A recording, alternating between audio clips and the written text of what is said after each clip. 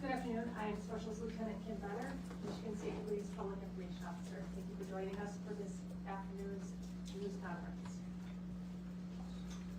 Joining us today is Governor Gretchen Whitmer, Colonel James F. Brady II, Director of the Michigan State Police, James Deere, ATF Special Agent in charge for Michigan, FBI Acting Special Agent in charge Reuben Coleman, Sheriff Chris Swanson, Genesee County Sheriff, and Chief William Rennie, Grand Blanc Township Police Department. Thank you. I'm here as governor to bring the full support of the entire state of Michigan to this community. I want to thank all of our local law enforcement, state police, federal agents for their swift response. I want to thank local fire and EMS and medical providers for saving lives and caring for those who are still fighting for their lives in the hospital.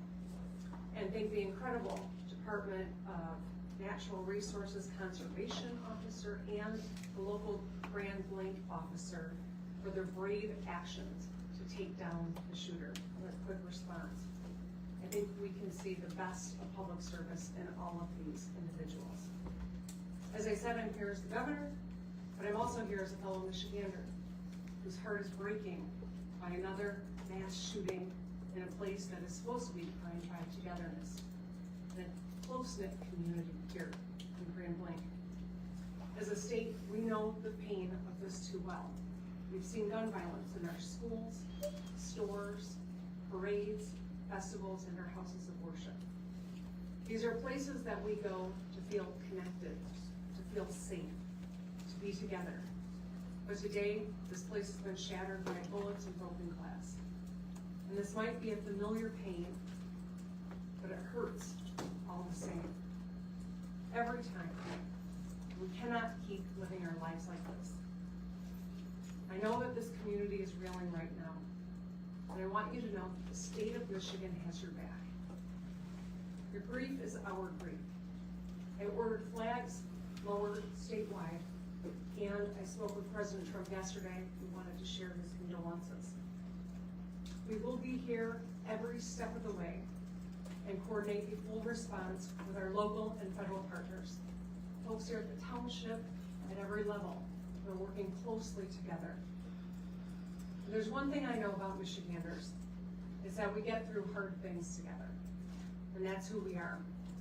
That's how the good people here at the Grand Blanc Church of Jesus Christ of Latter-day Saints live their lives. They worship together, they sing together, and they serve together.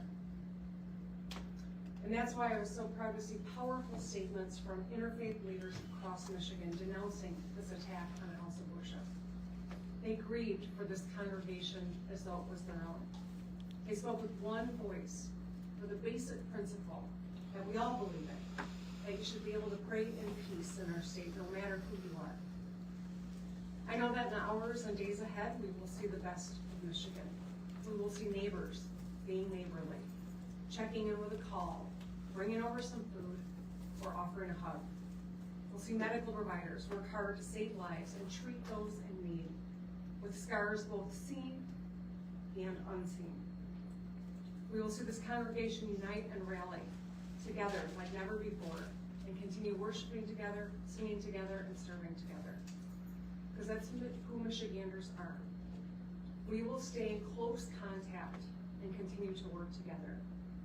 Now, like everyone I know, we have lots of questions. How did this happen? What created this moment? Why? And that's motivated by a genuine motivation to understand, to learn, to prevent in the future. But I want to caution everyone. While we are working hard, while the good men and women who are working hard are doing so with due diligence, at this juncture, speculation is unhelpful and it can be downright dangerous. So, just ask that people lower the temperature of rhetoric. Keep your loved ones close and keep this community close to your hearts. Let's keep doing the work together. Let's be kind and let's love our neighbors. Thank you, and now I'd like to introduce the head of the Michigan State Police, Colonel James Grady. Thank you, Governor, and good afternoon. This community has been greatly impacted by yesterday's events.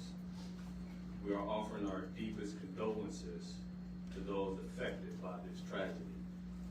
This horrific event is something that this community has never experienced. It is important at this time that we come together to support one another in this time of grief. We stand ready and willing to assist both our local and federal partners with any additional needs as this investigation continues. The Michigan State Police immediately responded alongside our public safety partners to secure the scene, provide support to our neighbors, with our emergency support team serving search warrants, the bomb squad and K-9 team sweeping numerous locations for evidence and explosives. Additionally, our forensic science laboratories and our special investigation section continue to investigate the officer-involved shooting and work alongside our federal and local partners. I'd like to take a moment for everybody to remember that last year we put together an initiative called Stop the Plot.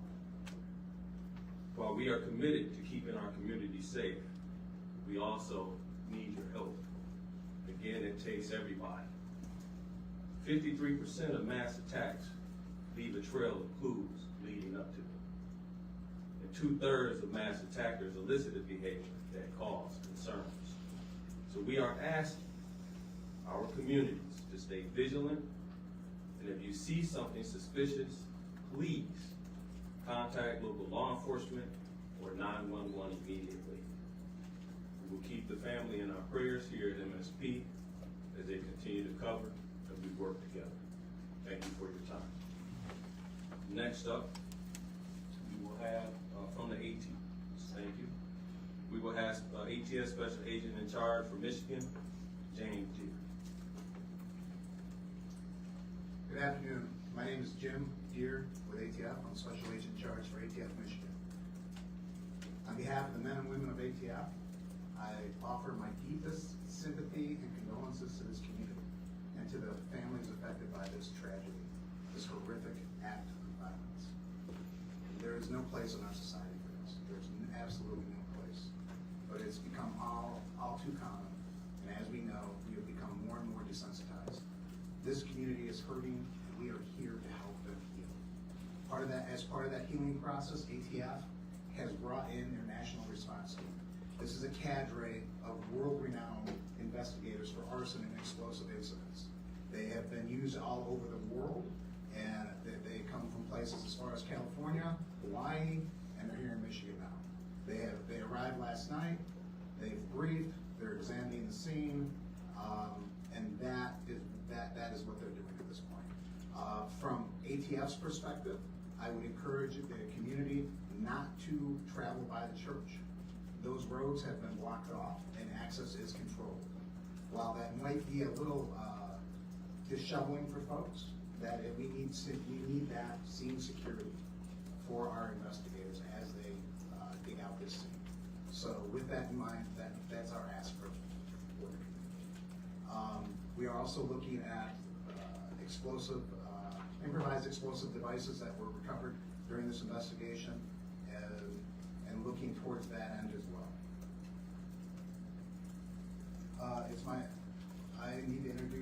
acting special agent in charge for the FBI of Detroit, Michigan, Ruben Coleman.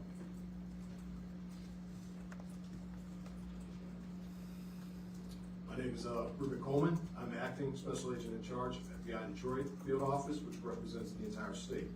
At this time, we wanted to provide an update on our investigative efforts regarding yesterday's tragic shooting at the Church of Jesus Christ of Latter-day Saints in Grand Blanc, Michigan. First, I want to express my gratitude for all the cross-agency collaboration between our federal, state, and local partners. Their support has been outstanding and critical to this investigation. We are in lockstep with our partners as we continue to work through this. As I mentioned yesterday, the FBI is investigating this as an act of targeted violence, and we are continuing to work to determine a motive. In the past 24 hours, our investigative squads and specialty teams have been out all night, exhausting leads, some of which have been coming in from the public via tips. Our special agents, victim specialists, child advocate forensic interviewers, and local partners have interviewed over 100 victims and witnesses to date and are continuing to interview individuals as we speak. Our evidence response team, or ERT, which is a specialized team of special agents, intelligence analysts, and professional staff, are trained to process crime scenes and collect evidence. They were out all night and continue processing the scene as we speak. Our field office has stood up national equities for support. We are engaging with our Behavioral Analyst Unit, or BAU, and have received support from our Quantico Labs Division to analyze evidence collected to date. We received assistance from our FBI field offices across the country to support this case and follow down leads. While our focus is on this investigation, we want to continue to keep the victims and their families in our thoughts as they navigate through this incredibly difficult time. Please continue to reach out to the FBI via 1-800-CALL FBI or submit tips at tips.fbi.gov. Thank you. Chief.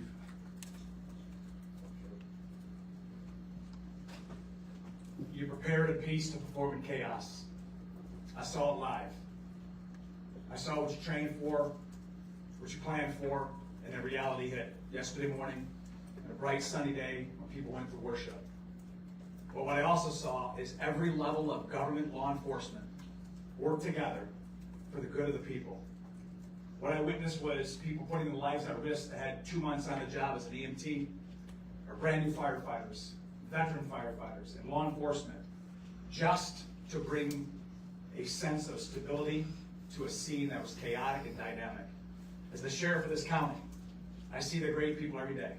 But I want this community to know that those ranks and those agencies that were mentioned before me, we worked together. We worked in concert, and we did the job. And there's more to do. I will tell you, the sheriff's office dedicated every county sheriff medic that we had available, patrol, investigators, we did interviews, emergency management, whatever the task was needed. The sheriff's office worked with everybody that you heard and many that you don't know to bring justice and also order to the scene. But I will tell you the days are continuing.